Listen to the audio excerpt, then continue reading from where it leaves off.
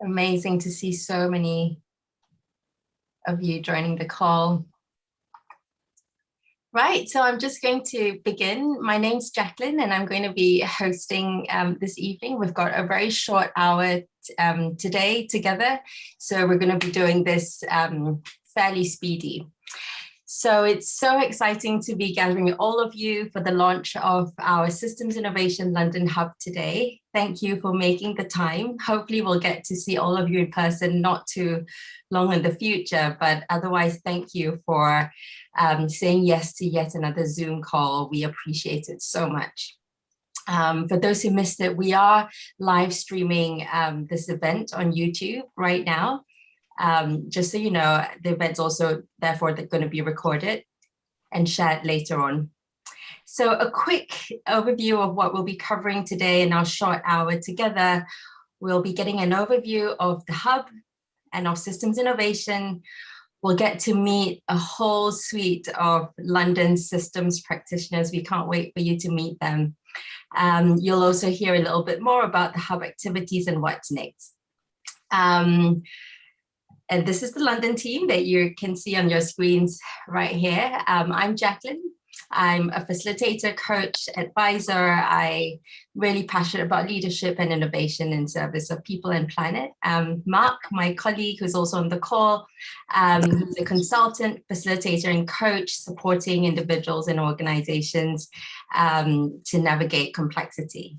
Hannah, who's also on the call, calling in from a treehouse at the moment, somewhere beautiful.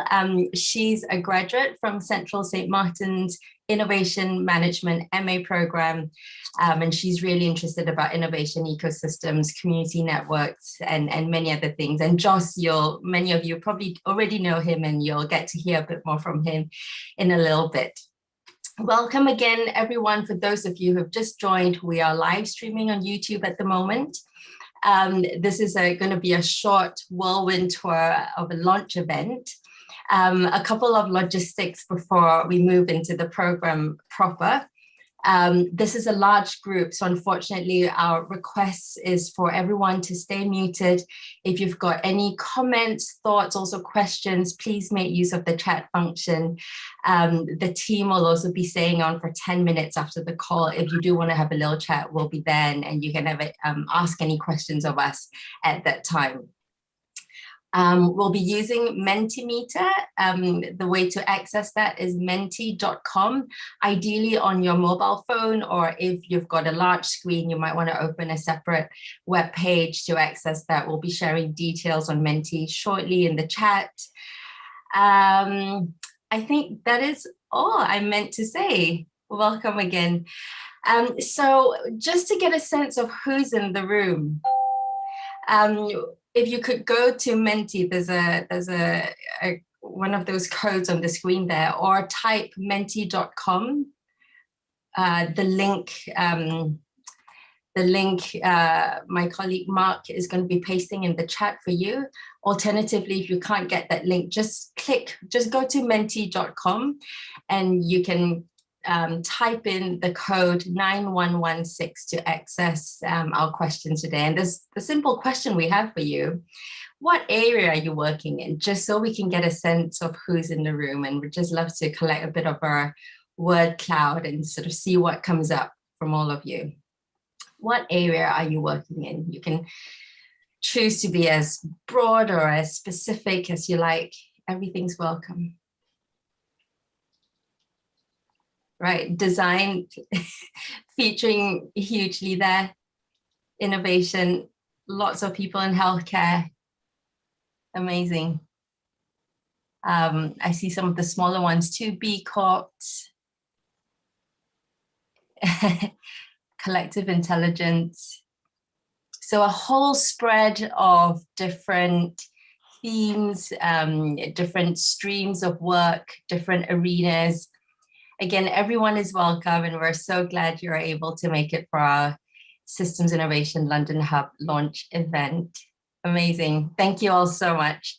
I'm going to hand it over right now to Joss, who's going to give us a little bit of an introduction to the hub and also what systems innovation is. Joss, over to you. Great stuff. Thank you very much, Jacqueline. Yeah, so here we are. Really awesome to see everyone. Launch of our London hub. Some of you remember this was scheduled for about 1 year ago. A little pandemic came along, knocked us sideways, but we're back here. A little bit more virtual this time, but nonetheless, getting our hub launched. So great to see this happen. And I'm going to start by telling you a little bit about our organization, Systems Innovation, the overall organization, the websites, before we kind of jump into what this hub is and what we'll be doing, and a little bit about Systems Innovation, the area itself, so that we're all kind of on the same page about what that is. So the organization Systems Innovation, some of you will be familiar with us. We're an e-learning collaborative platform. We're on a mission to increase the capacity of individuals and organizations to do systems level innovation. Maybe I should say a little bit about myself. I kind of missed that bit. As Jacqueline said, I'm Jos Kochter. I set up Systems Innovation about six years ago. My background's at the kind of intersection of design and technology, information technology. About 10 years ago, I came across complexity theory and systems thinking, got really fascinated with that, and kind of delved into that world and learned all about that stuff before starting teaching it, as I say, about 5-6 years ago. And I've been doing that for the past number of years. More recently, really working a lot on building a community around this. And that's, yeah, what we are today, right? That e-learning website, all those video courses, but then also this community that we'll be talking about. So that's the platform, Systems Innovation, and this is kind of what we do. As I said, a lot of educational content. Some of you probably know us for that, those video courses. We now develop a lot of tools for systems change, templates, guides, canvases, so on and so forth. And also a community. We're developing a community of people around the world who are interested in applying these ideas in different areas. So that's generally what the platform does. What is, well, these are some numbers, right? We're about 7,000 members on the website. It's used by about 100,000 people a month. And there's 20 of these hubs that we'll be talking about today. But let's kind of get into that and say a bit about what a hub is, an SI hub. So Systems Innovation Hubs, these are a network of local communities for learning about and doing systems innovation. They're spaces for bringing people and organizations together for shared learning about systems thinking and innovation, for housing events, activities, different kinds of collaborations, and different kinds of services also. That's the high level kind of overview to what a hub is in general. Let's say it's really a kind of a lab in some sense of trying to learn how to do systems change in practice, right? And I think that's really a combination of to do that, I think a lot of kind of learning has to happen, but at the same time, it's learning in context. It's learning by doing, learning by applying. Some people call it action learning. So we're thinking about the hub as kind of a community of practice, but also a kind of a community of experimentation and iterating through that, learning the ideas and learning how to apply them. So I'd say that's generally what it's about. So yeah, these are activities. This is what we do in a hub, learning, lots of training about this stuff and connecting people through different kinds of events, and then working on real world projects, co-creations, designs, support services, so on and so forth. We'll talk more about that towards the end when we let you know more specifically about the activities we'll be doing in the coming months. Jacqueline will tell you more about that. So this is what the hubs look like so far. We started about a year ago. We started 10 initially, and then 5 more and 5 more. So there's 20 of them at this stage. It's about 10 in Europe. It's quite popular there, and 5 in the Americas and 5 in Asia. So we're not the first ones. We're actually kind of more towards the last ones of these hubs. So actually that's a good thing because we benefit a lot from learning. A lot of learning's gone on over the past year, and we can kind of bring that to our hub here in London, and really will help us kind of accelerate and move forwards a lot faster. But that's what it looks like at the moment, 20 hubs around the world, and we are one of those.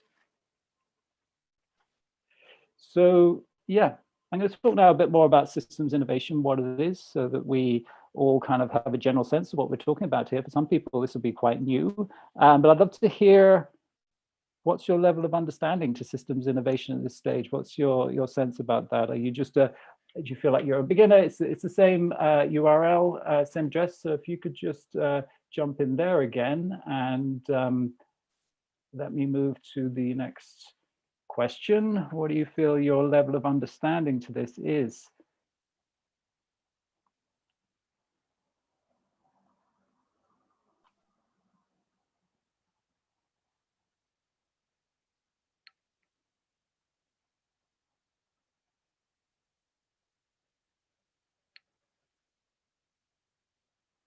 Great. Well, we've got some people who feel like they're pretty good with this stuff. Cool. Yeah, we'll say London is pretty advanced when it comes to systems change. A lot of other places would probably be more on the beginner's end of this spectrum, just wanting to know what it is. We've definitely got some great people who know quite a bit about systems innovation here in London. And that's kind of reflective here. Great. Thank you very much. People learning, intermediary, I guess we're all kind of around the middle there somewhere, but a bit more towards the good end of the spectrum. Great. So let me say a few words about that, what this systems innovation stuff is and why it matters and how we kind of might make it happen, should we say. So systems innovation, quite a new idea, I think, actually.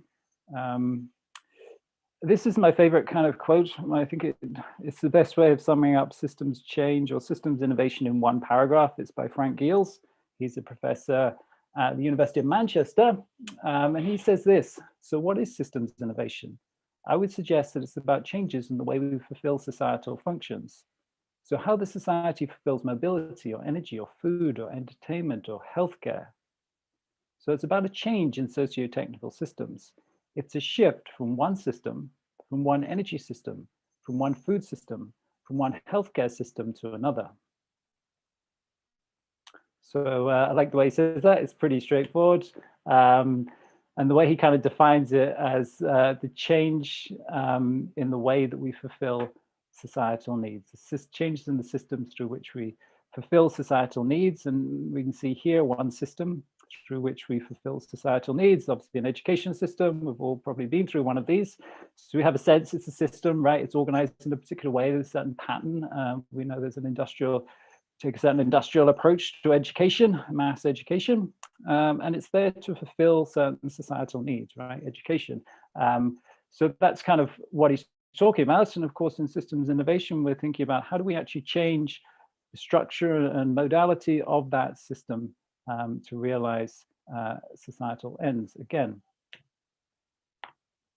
And why would we want to do that? I think that's a good question to kind of start with. It sounds pretty difficult, right? It's actually pretty existential trying to change a system on that level. It's very risky, it's very time consuming, it takes a lot of energy and resources. Why would we want to do it? And I think that hinges a lot around kind of the changes that are happening out there in the world. Their fundamental systemic transition processes are underway in virtually all of the systems that enable our current way of organizing and fulfilling societal needs.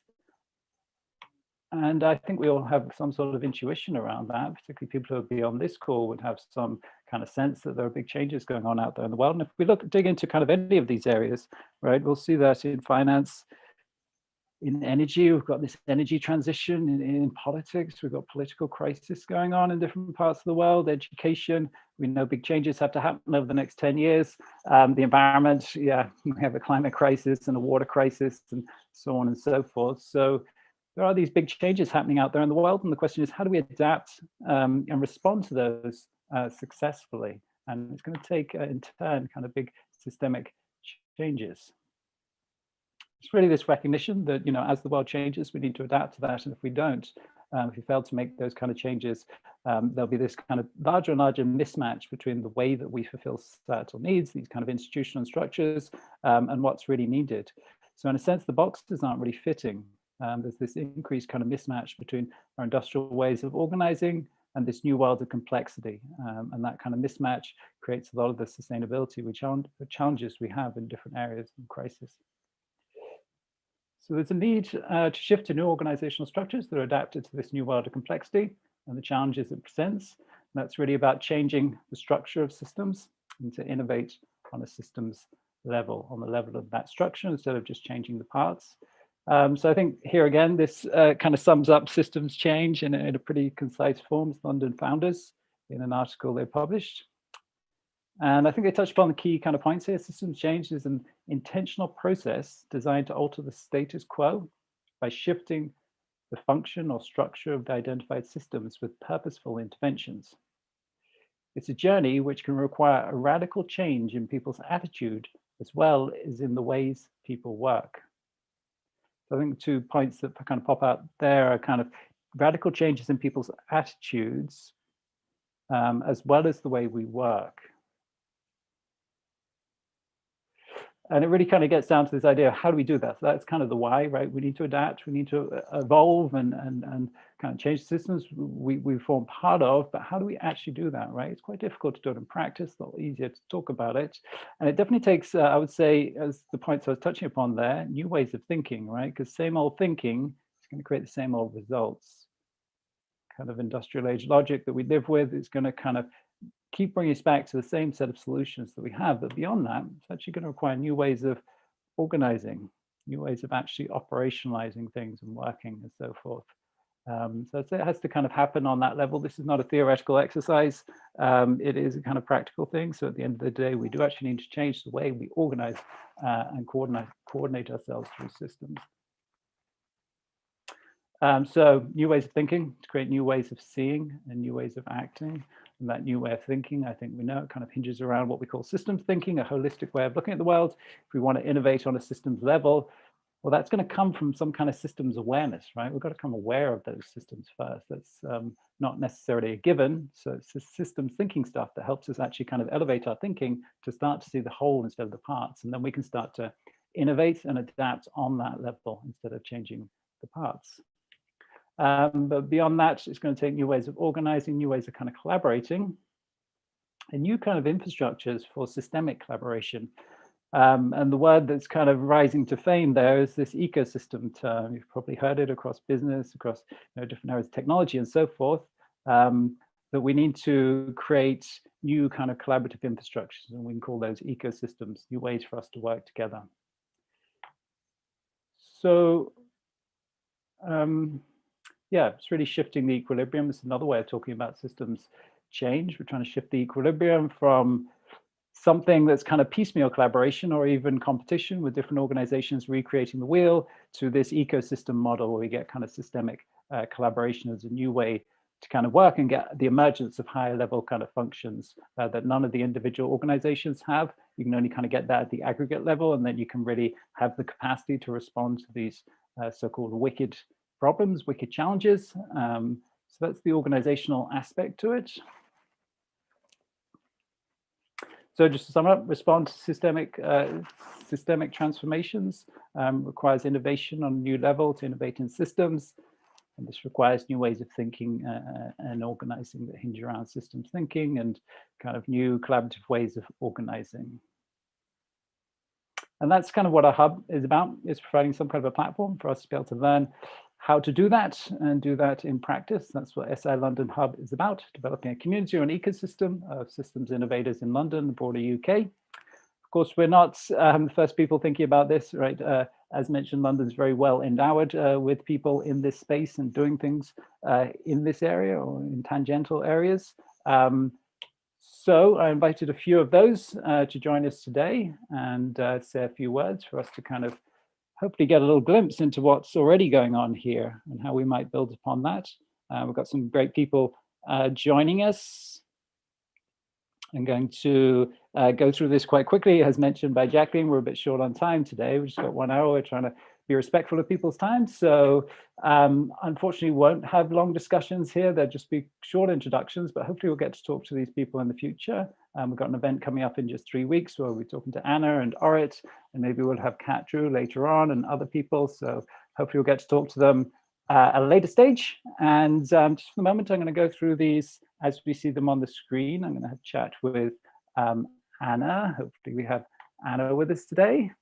Hello. Hey, Anna, let me stop sharing my screen. Thank you very much for joining us. Great to see you here. And it's great that we start with Forum and yourself, because you guys have been kind of contributed so much to this over the past 10, 20 years. So I think it's very fitting, and love to hear more about yourself and what Forum's been doing over that time in this area. Oh, wow, what a massive question. But I guess it's just a very, like, what have you been up to? Well, I guess tomorrow I actually start one of our School of Systems Change base camps, which is about health system transformation, which I'm very excited about. But I guess for us, it's been a journey of like doing systems change in action, like really applying these to big sustainability challenges from climate change and food systems. And then about 5 or 6 years ago, we started the School of Systems Change. But really, our endeavour, very much like yourself, Joss, and what you're trying to do with the hub, is trying to connect the field as well. So I know some of you have been contributors, or I've worked with, Orit has come, for example, on some of our programmes, and I know some of you have been on some of our programmes as well. So we really are interested in how we connect and navigate different frameworks and tools and help people build capacity to do that. And so it's just nice. Thank you for being here and sort of seeing so many people. It's lovely to say hello. And as Joss says, I'm doing a session, I think, on leverage and how we find the potential in systems with Orit and a few others in a few weeks' time with the hub. So thanks for inviting me. Was there anything else you wanted, or was that about it? I mean, one question that springs to mind that I'm interested in, obviously you picked up on this idea of systems innovation. I mean, you've really been a driving force behind this, I think, particularly in London. Anything you could say on like how you've seen that changed over the past couple of decades? Do you think there's an uptake in people interested in this, Anna? Or? Oh, completely. So I think the changing shift over, I mean, I started working in this field about 20 years ago. And when I said the word systems change, people just laughed at me. I mean, people working in change, people interested in stuff. So I think we use the word system innovation because it had a harder tone to it than systems change. And I think the opening up of the questions, and I would say that as kind of being somebody who likes the questions, the opening up of the edges in the questions and what's integrated into that and how we bring in design thinking. The big edge at the moment in the field of system change is about equity and what the role of equity and justice is in relation to systems change, about how we deal with breakdown in the system. That's a new question at the moment. So I think there's something about evolving from like, let's design new systems and let's kind of get the structure right, to, oh my goodness, the world is changing, it's completely out of our control, how do we work with it? So that the way we've seen system change and the acceptance of our almost deeper living systems perspective is almost, I think, really interesting, because we're willing to go with the more chaotic, maybe not chaotic, more complex moving feast rather than a systems change that's sort of designed and organized. So that's how I've seen things grow.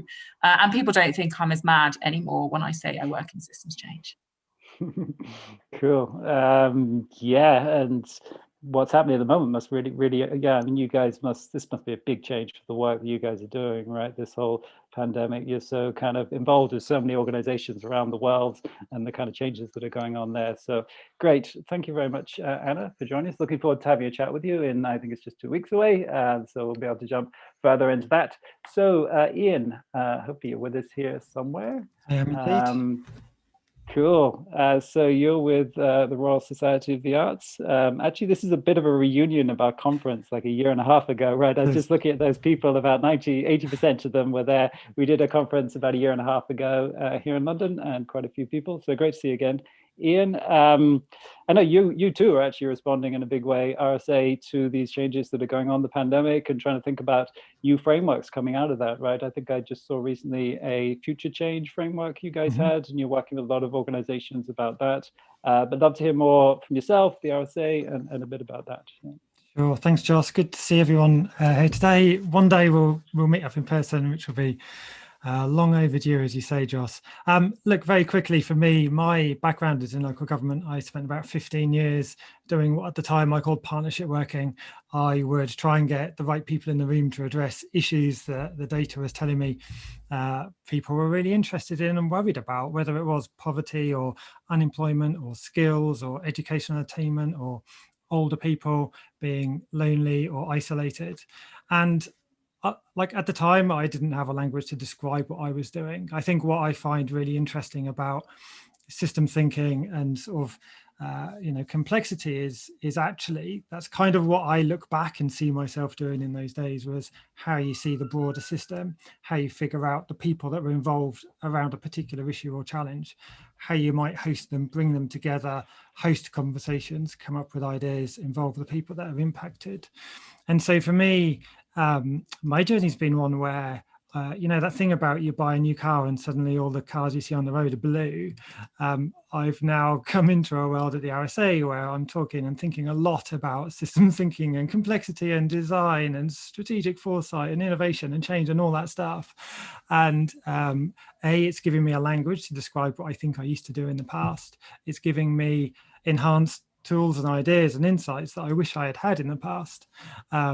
And I always have that like challenge to myself about how much of this is new versus how much of it is because I'm now aware of it. And I think it's probably a bit of both. I think initiatives like this are really interesting to give a space where we can come together and have open conversations about what we're doing and how we're doing it. And my role at the RSA is really trying to blend the best of different approaches and different methods to make them available for our staff, our fellows, the partners that we're working with on a day-to-day basis. And others, we're calling that approach at the moment the living change approach. It's trying to draw on the best of all of those. We have a number of tools and techniques, as people on this call will know. And I guess for me, it's about trying to increasingly socialize that and bring it together in a way which is helpful for folk. It's not the only way, clearly. There's lots of different ways about approaching change and complexity. And I guess at its heart for me, it's this notion that ultimately I think many of the people on this call that I've spoken to over the years, you know, I describe myself as a bit of a curious generalist, and I like the fact that a lot of people on this call today are the kind of people that like to explore new things and try and figure out the value that it can bring.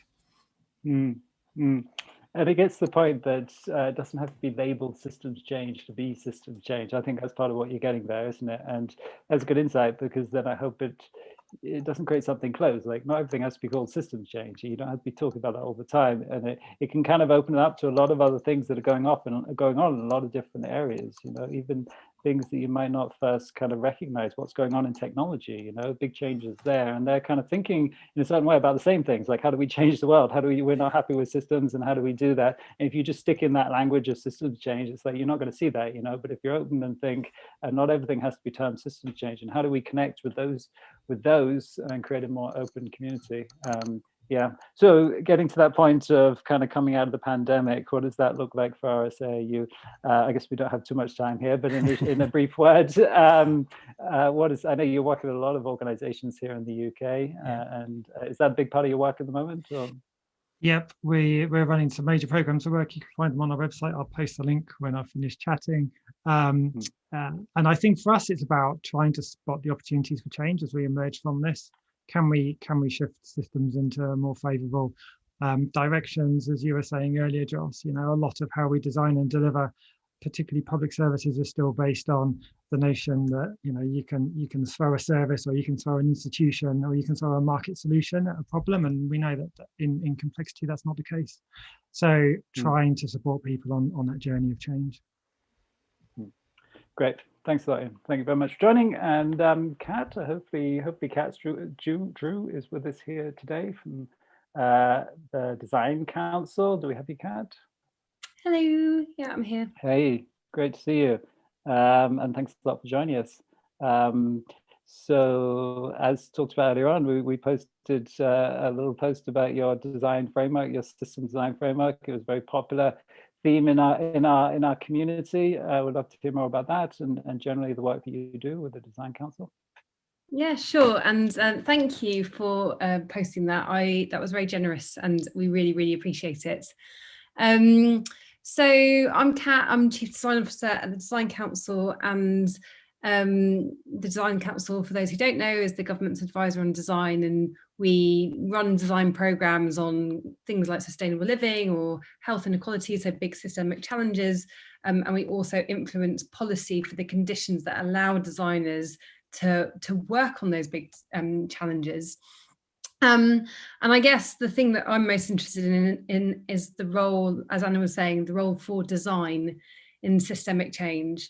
So I think from my experience working with lots of public sector organisations, when you introduce kind of complexity thinking or seeing the bigger picture or whatever, however you describe it, often people feel so overwhelmed by kind of what needs to happen and don't quite know where to start. And for me, design is a really good way of taking some of that and just starting to make action. And I think designers are so well placed because they synthesize, they can see connections, they iterate and reflect.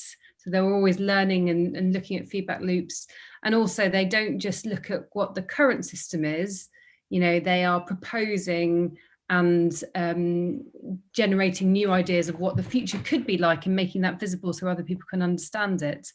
So I think design's got a huge role, and the systemic design framework was really to, the 1.3 million designers in the UK to say, you've got a massive role to play in this, as well as obviously lots of other people who are interested in systems and design.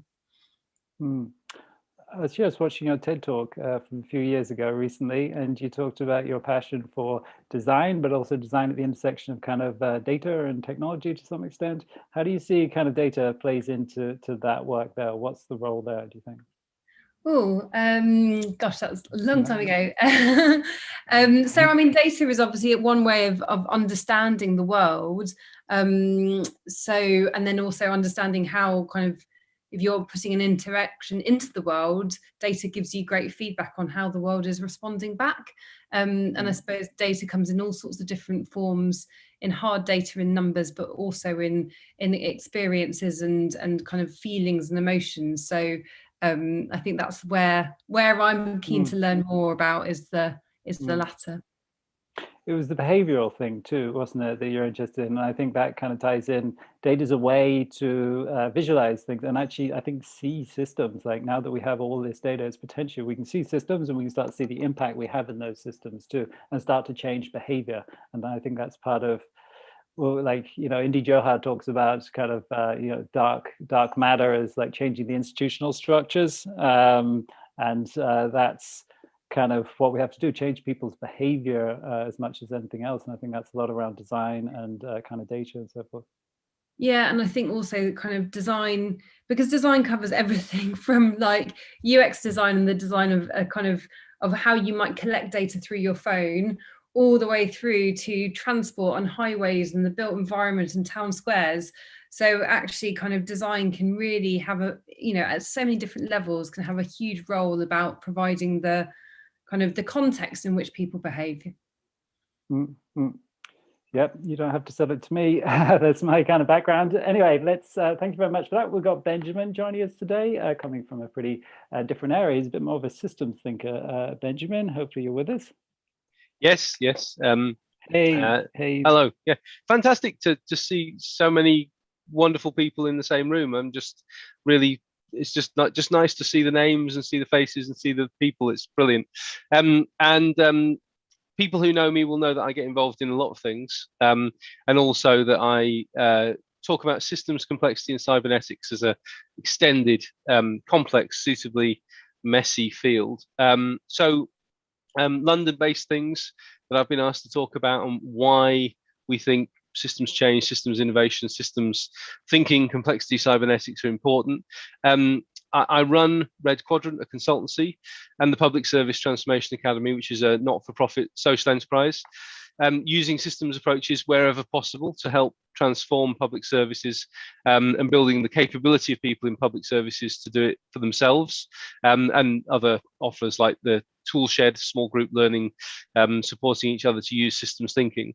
I'd much rather focus today on another hat. I'm a director of SIO, Systems and Complexity in Organisation. And in the before times, we used to run 2 practice-based whole-day development workshops in London per year, and 2 whole-day open events, each with 4 systems, complexity and cybernetics speakers.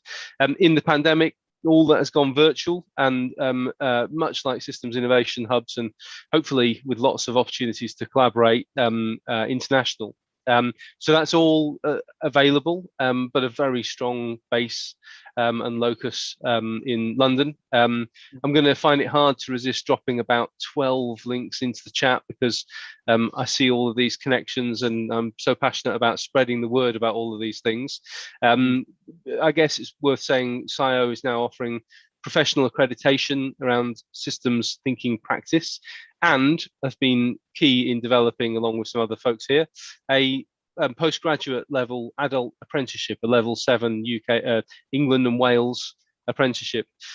I'd like to also mention the systems community of inquiry, where we try and find and share everything that's worth knowing in this glorious extended universe of ours. Plus, there's lots of Facebook, LinkedIn groups, Slacks, Discords, Mattermost, Groups.io, Google searches, Google Groups, and the mighty networks now. So I think the more we can convene together, the more we can connect up these. I always say that systems complexity and cybernetics is like a whole universe.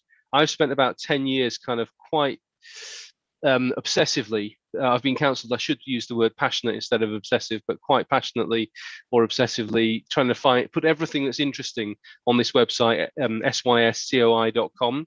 And I still turn a corner and I find a whole new spiral arm of systems practice that's achieving change, that's influencing things in a bit of the environmental movement, in family therapy, or somewhere like that. So I think more power to systems innovation, and it's exciting to have the London Hub to bring those things together. A final plug, don't forget Systems Change Finland's all-day open space on Friday, Converge and Emerge, which I think is going to be really quite exciting. So loads of opportunities for us to network here, I think, Joss. Yeah, great. And you're doing some of the knowledge kind of curation and capture, and I guess particularly you're coming from the cybernetics background, so good to see that heritage being followed on. Thanks a lot for joining us, Benjamin. So Josina, hopefully we have you with us from the Social Innovation Exchange. Yeah, or Joss. The namesake. Joss. The namesake. I know, that's a cool name you got. All right, I like you. it. So thanks a lot for joining us. Love to hear a bit more about the work that you do, and even if you could say anything about how you think this kind of, this topic I'm interested in, how do these two things intersect, the social innovation stuff and the systems change stuff? We know there's a lot of overlap there, and there's a lot of stuff going on in London with social innovation. Actually, this morning I was talking to the lady from Impact Hub in Islington and having that discussion. Yeah, maybe you could say a bit about where you see that intersection and what it looks like. Pleasure. Yeah, no, it's great to be here, and echoing some of the previous speakers already. It's great to be in the same virtual room again. Hopefully not long before we can meet up again in person. I'm Josie Ann, and I'm the Global Programs Lead at SIX, which I've been doing for a couple of years.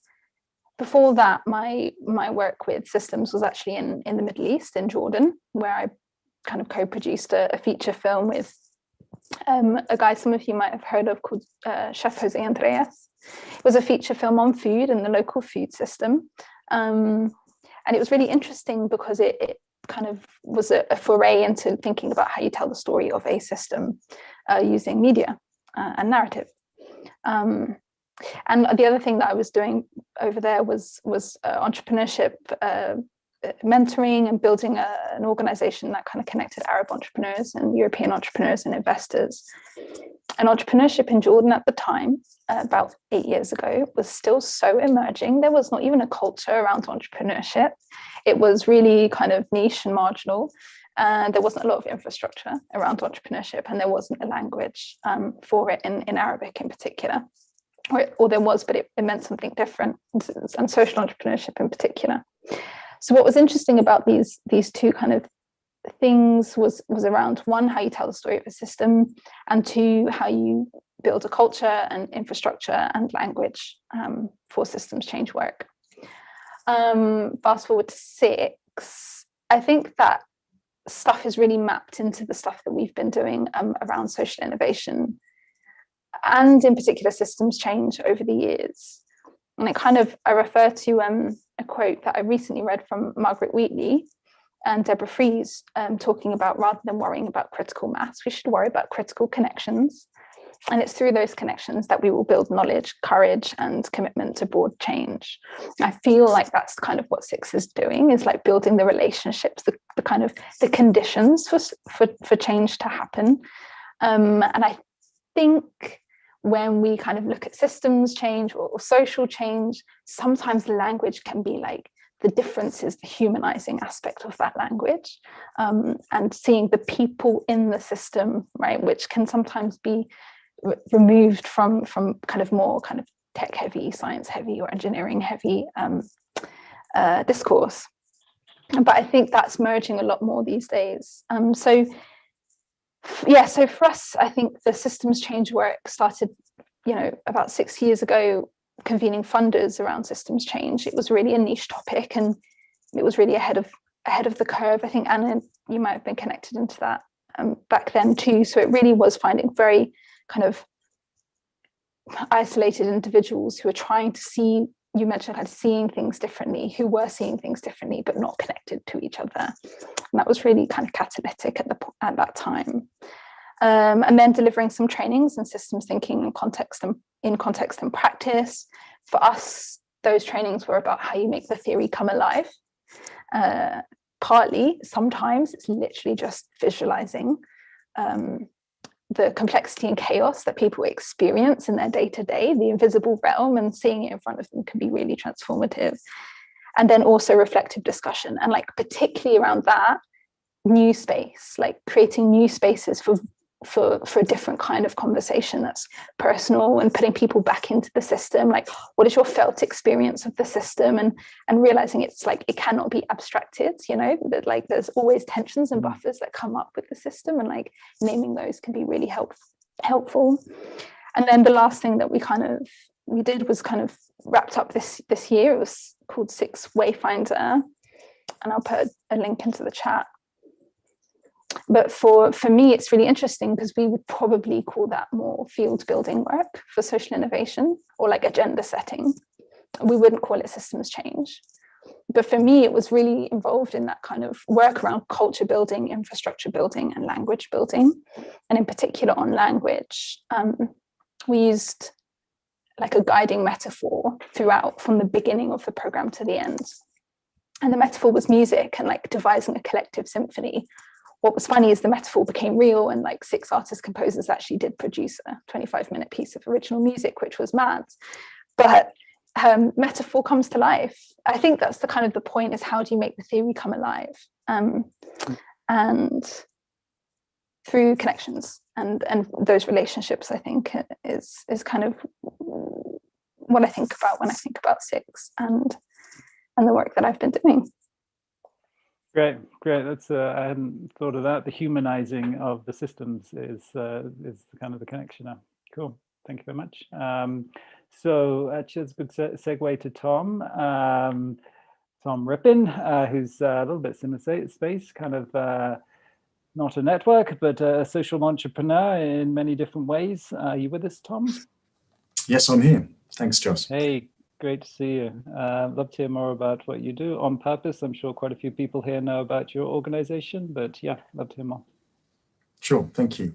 Yeah, I'm Tom. I run On Purpose, and On Purpose, for those who don't know it, is we're an international social enterprise, and we develop leaders for what we sometimes call an economy that works for all, or we sometimes talk about a healthy economy as well.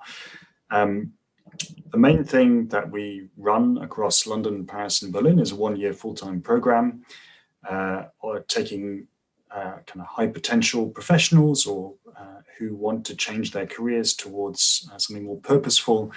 And in particular, over the last few years, we've been kind of moving that more towards, meaning that's towards helping to bring about a better economic system.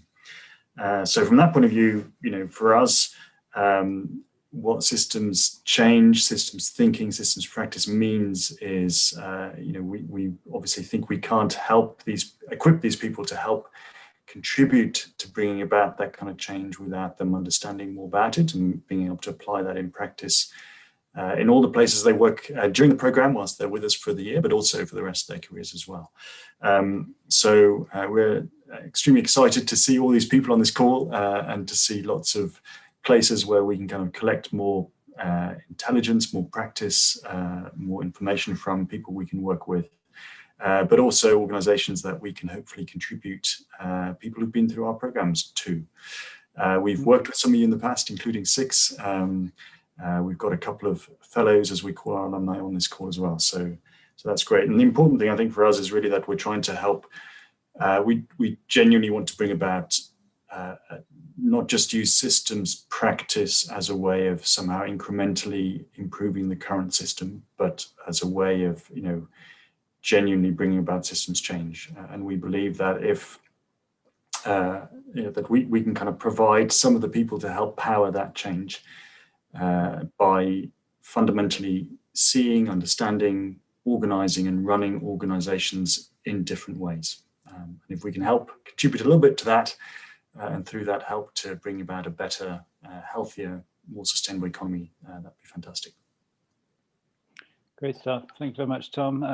As imagined, we're running short on time, so I'm going to stay going. Lydia, good to have you joining us from the Financial Innovation Lab. Hopefully you're here somewhere.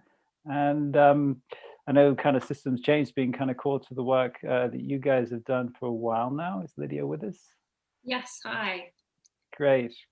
I was just reading a paper by you guys a while back about systems change, and as I said, it's really been at the heart of what you've been trying to do in terms of changing the financial system. Maybe you'd like to say a bit about that and yourself.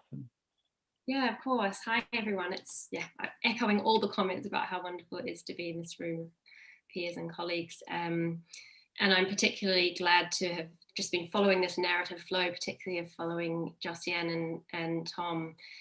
In terms of the lines of human-centered systems change and leadership, and particularly because the system that I work in at Finance Innovation Lab is the financial system. And I don't know about you, but for most of my life, I assumed that finance is a highly technical system, and one that I didn't really understand much and that felt really opaque.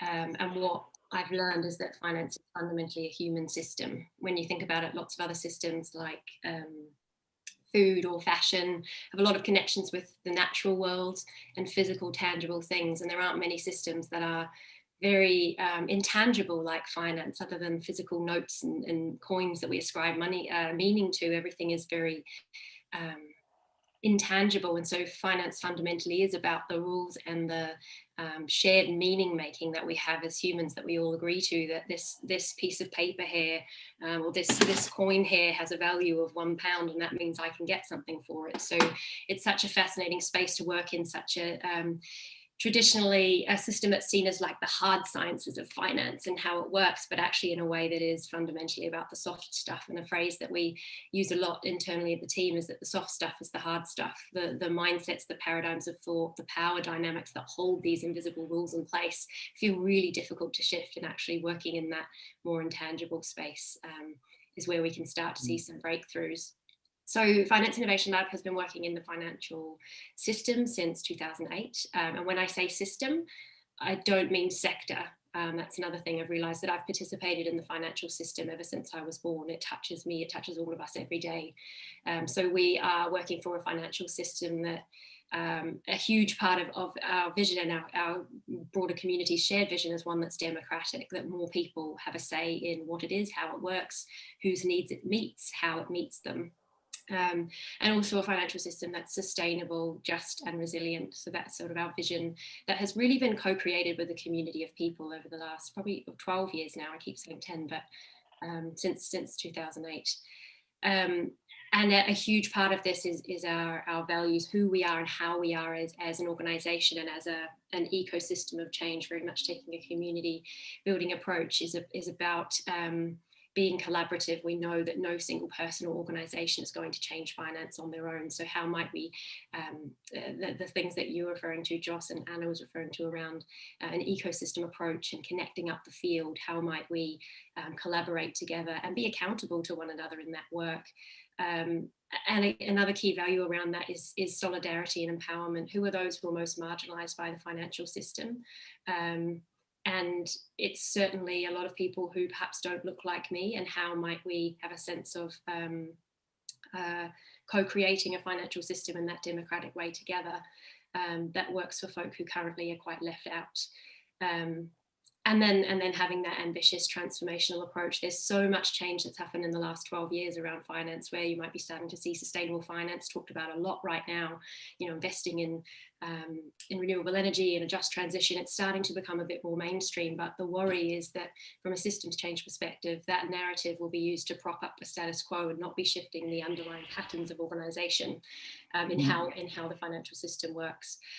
So what we do is focus on mental models and power dynamics in the financial system, the way we think about it, the way it's framed, and who gets to have a say in what the purpose of finance is, whose needs it meets, and how it meets them. And also being aware that as systems change agents, we hold power too. Something I'm becoming increasingly uncomfortable with is that phrase shifting mindsets, that perhaps I have an idea of how we should think about systems change, and because it involves sustainability and justice, it feels really noble, and so I should tell everybody that that's the financial system we need. But actually, how do we create a democratic approach to creating a shared vision of what finance should be? So we work through cultivating a community of change makers who are all working for a similar type of financial system, and working particularly on some key leverage points and high impact initiatives that we think could generate some big shifts forward. We base our thinking a lot around Frank Gill's transition model, Gilles, who you had the quote from earlier, Joss. So looking at really fostering growing purpose-driven finance, where are the niches of innovation, who is testing and experimenting different ways of organising ourselves and different ways of meeting society's needs on a thriving planet through finance. We're recruiting for a head of that program at the moment, so you can head to our jobs page on our website if that's interesting to you. Secondly, shifting mainstream finance. You know, the bulk of capital and people and power sits in these large institutions in London and Canary Wharf. If we're talking about the London ecosystem, how might we see change there? How might we really combat this sense of polarization of us and them, that there's the big bad banks and then there's the campaigners in Extinction Rebellion who are breaking their windows at the front door? How might we create a sense of all creating a shift towards that? And that's a lot where the human stuff comes in. Why is it that a senior banker is seemingly resisting change? Usually it's fear of an unmet need, fear of not knowing how to operate in a new financial system when they've trained for 30 years to profit maximize and all of that. So the human stuff really coming in there. Finally, just influencing law, regulation and policy. Finance is such a heavily rules-based system. If we can change the rules that govern how it works, then we can see some big shifts across the system.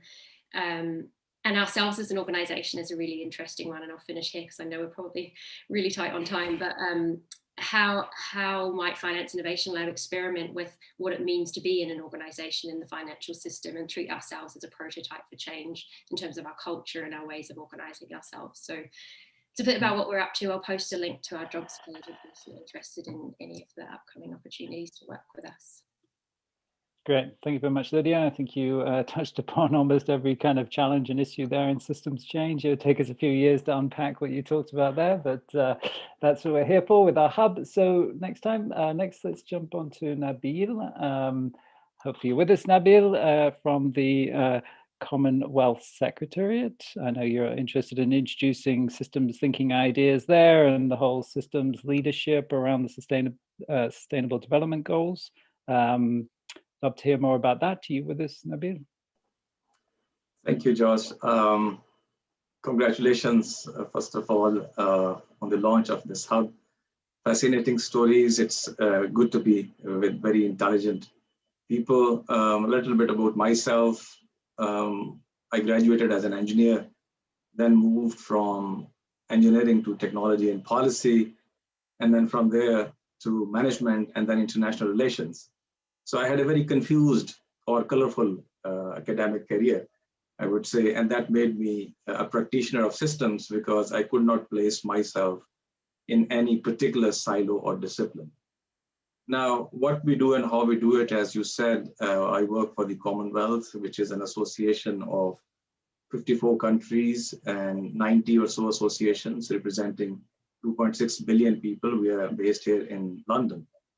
Now, how we use systems approaches, I'll tell you, 2004, I introduced systems thinking in the UN system, which was very, very new. So I designed a training program for the UN system on how to think of policies as systems and how systems approaches could be used to design effective policies. And my latest one is system level leadership for the UN System Staff College. But for my own current organization, why we use systems approaches? Firstly, we deal with very complex global issues, such as climate change, COVID-19, and conflicts, which are not linear. We cannot just reduce them and focus on just one aspect of it. That will be dangerous. Take, for example, COVID-19. We have been talking about it in this session. If someone is infected, you would not say that only their lungs are infected. All systems of their body suffer. Hence, it's important to understand the issue and problems systemically. So that's precisely the reason in our strategic planning and some of our approaches, and you very kindly invited me to your conference, and I talked about how we transformed the organization from 54 countries silos and 90 countries silos to one system, which is very dynamic. Secondly, if I made the second point, systemic action or solutions, they create a much bigger impact. That's important for us to understand. Together, it's much more achievable of what we are trying to do.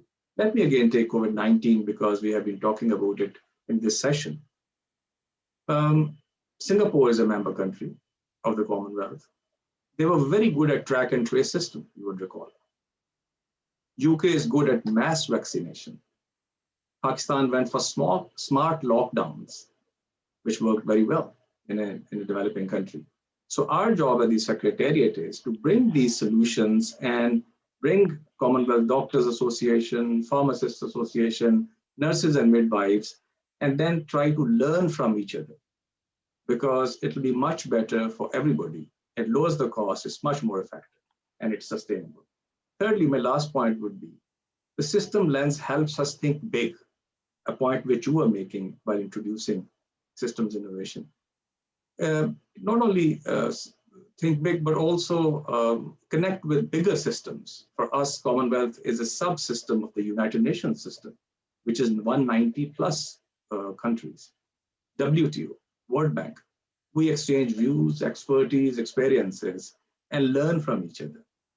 It helps to deal effectively with contemporary issues that are complex, and this is a word which has been used more than once, complex and wicked.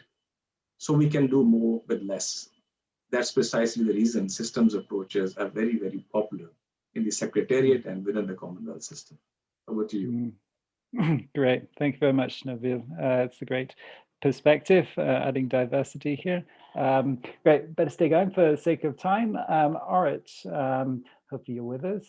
You're teaching about strategy and complexity. I think that's your role at Regent's University. You're also the author of Social Acupuncture, an interesting theory you're going to tell us about in our event in a few weeks, how to do systems change through leverage points.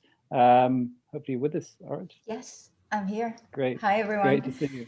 Thank you so much for having me. Yes, I'm a senior lecturer for strategy and complexity at Regent's University, where I focus on international political economy and politics of development. So that's really about how you integrate and understand shifts and trends that are happening in politics, economics, technology, and culture to identify emerging gaps and emerging opportunities for change. But beyond that, I've actually been working in complexity-led design in different fields for over 20 years now.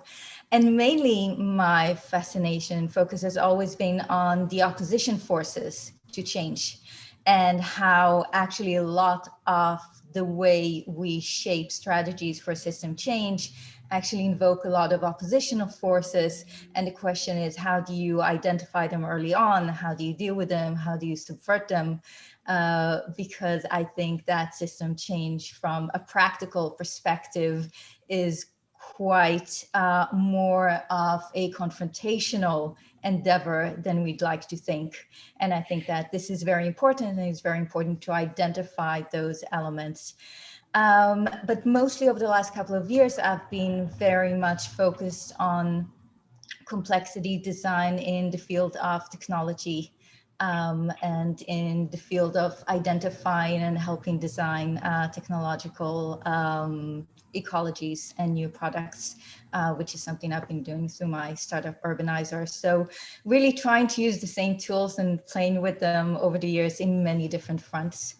I guess that's it. And I very much look forward to joining Anna's event in a couple of weeks and hearing more from all of you. Great.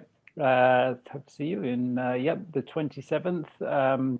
We'll share more info on that in a minute, and we'll be talking more about leverage points and social acupuncture and so on. We're obviously going to run a little bit over time here, but Noel is joining us, Noel Hatched. Good to see your take on this thing. Noel, you're coming from a different angle, the boroughs here in London. You're part of the Camden Borough, which I understand is a bit of a pioneer when it comes to systems sort of things. So I'd love to hear a bit from yourself. Yeah, hi everyone. It's really great to see so many familiar faces and new faces on this call. So I'm Noel.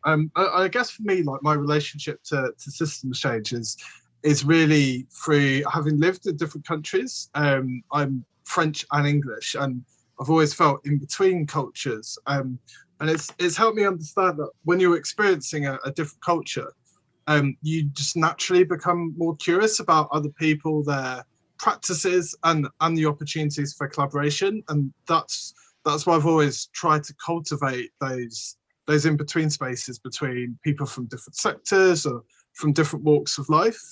And for me, it's rooting them in issues people want to tackle together, and in particular at a neighbourhood level where different people live and work side by side, as Joss said. I've actually moved from hopefully one innovative borough to another. So I'm now at Newham Council in East London, where I kind of lead on policy research and partnerships. And there, we've put what we call community wealth building right at the heart of everything we do. And what that means is really about how we mobilize not just the economic wealth, but also the social wealth of our communities and partners to tackle issues, and in particular to help transition our local economies. And we've really put participative democracy at the center of doing that, because if there's one thing that we want to be rooted in is in kind of the lives of our residents and neighborhoods. And we're experimenting different ways of how we do that, from participative budgeting, through having a standing citizens assembly, etc. And I think for me, like what really interests me about London and potential for this network is, as in other global cities, London has got both major kind of national and international institutions and businesses and charities, and we can see some of those on this call.